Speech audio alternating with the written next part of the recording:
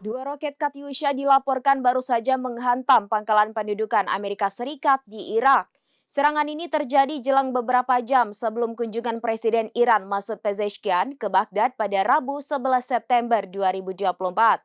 Adapun serangan ini diduga sebagai upaya strategi adu domba dari Antek Amerika Serikat di Baghdad agar Iran dan Irak saling bermusuhan. Ledakan dahsyat terjadi di pangkalan militer koalisi pimpinan Amerika Serikat di sekitar Bandara Internasional Baghdad. Dilaporkan setidaknya dua roket Katyusha menghantam pangkalan yang diduduki pasukan Amerika Serikat.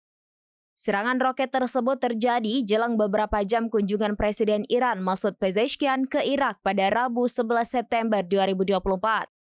Di antara dua serangan roket Katyusha ini, salah satunya jatuh di tembok kompleks pasukan anti-teroris Irak. Sementara satu roket lainnya menyasar pangkalan Amerika Serikat yang diduga merupakan lokasi penyimpanan logistik pasukan Washington. Mengutip Tribunnews.com pada Rabu 11 September 2024, pejabat keamanan Irak di bandara menyebut dua serangan roket ini terdengar sangat keras. Muncul banyak spekulasi yang menduga serangan ke pangkalan Amerika Serikat ini dimaksudkan sebagai strategi adu domba. Serangan ini juga disebut sebagai upaya untuk mengganggu kunjungan Presiden Iran ke Baghdad.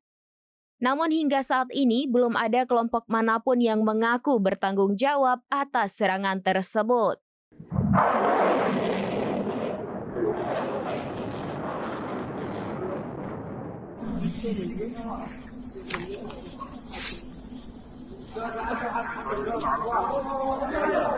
Demikian informasi terkini Syederalun. Saksikan terus informasi lainnya. Jangan lupa like dan share seluruh akun serambinews.com.